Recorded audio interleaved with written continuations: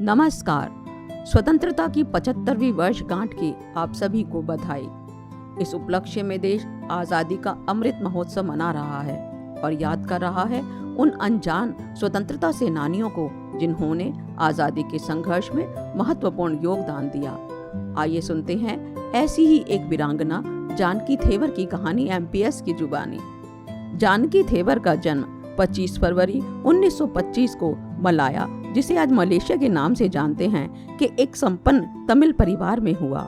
जुलाई 1943 में सुभाष चंद्र बोस आईएनए के लिए धन एकत्र करने और स्वयं सेवकों की भर्ती करने के उद्देश्य से सिंगापुर पहुंचे।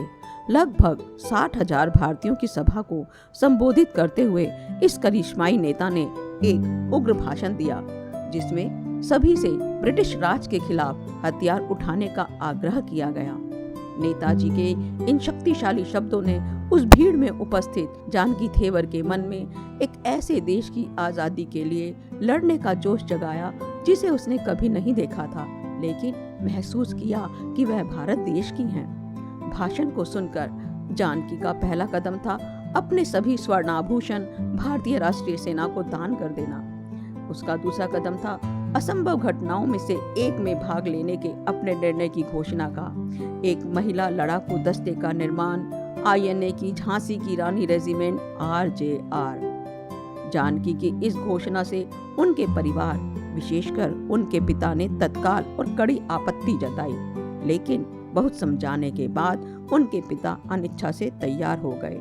जानकी आईएनए की 500 फाइटिंग रानियों का एक अभिन्न अंग थी।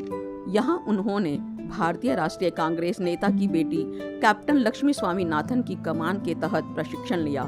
आरजेआर में प्रशिक्षण कठिन था, परिस्थितियां बुनियादी थीं। विलासिता में पली बढ़ी जानकी के लिए यह सब आसान नहीं था, पर धीरे धीरे उन्हें सैन्य जीवन की आदत हो गई।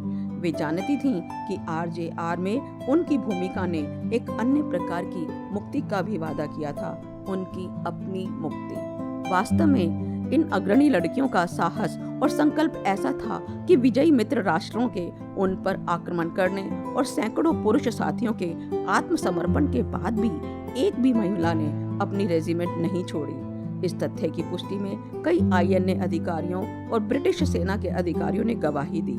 अप्रैल 1944 में कैप्टन लक्ष्मी के बाद जानकी आरजेआर के बर्मा दल की कमांडर बन गईं। जब अंग्रेजों ने रंगून में रेड क्रॉस अस्पताल पर बमबारी की, तब घायल सैनिकों को बचाने के लिए जानकी आगे बढ़ी। बाद में जब आईएनए पीछे हट रही थी, तो वह नेताजी के साथ बर्मा के दलदलों, घने जंगलों से होते हुए साथी लड़ाकों को उनके घरों तक पहुंचाने के लिए ट्रैकिंग करती थीं। आईएनए के भंग हो जाने के बाद जानकी मलाया में भारतीय राष्ट्रीय कांग्रेस मेडिकल मिशन में शामिल हो गईं। भारतीय राष्ट्रीय कांग्रेस द्वारा किए जा रहे कार्यों से प्रेरित होकर उन्होंने 1946 में जॉन थीवी को मलय भारतीय कांग्रेस की स्थापना में मदद की।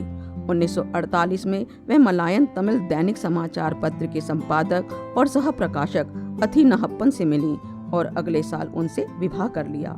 उन्हें अब जानकी अथिनहप्पन के नाम से पहचान मिली। आने वाले वर्षों में समय और उम्र ने शायद ही लोगों की सेवा करने की उनकी भावना और दृढ़ संकल्प को कम किया हो।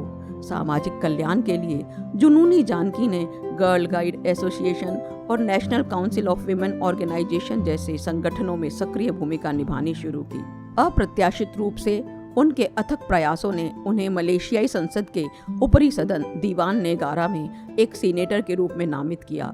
कई राष्ट्रीय और अंतर्राष्ट्रीय पुरस्कारों से सम्मानित जानकी भारत के बाहर भारतीय मूल की पहली महिला बनी, जिन्हें भारत के सर्वोच्च खिताबों में से एक पद्मश्री से सम्मानित किया गया। साहस और करुणा की एक स्थायी मिसाल कायम करते हुए जानकी थेवर एक ऐसी महिला थीं जो मुश्किल समय में पुरुषों के साथ कंधे से कंधा मिलाकर चलती थीं। अंग्रेजों को हराने में आईएनए की मदद करने के अपने सपने की विफलता के बावजूद वह सर्वोच्च मानवीय आकांक्षाओं, स्वतंत्रता के प्रति अपनी प्रतिबद्धता के लिए याद और सम्मान की पात्र है और सदा रहेंगी। निमोनिया के कारण 9 मई 2014 को उनके घर पर ही उनका निधन हो गया। देश आज भी दो देशों के बीच की कड़ी जानकी को सम्मान पूर्वक याद करता है। जय हिंद, जय भारत। वंदे मातरम।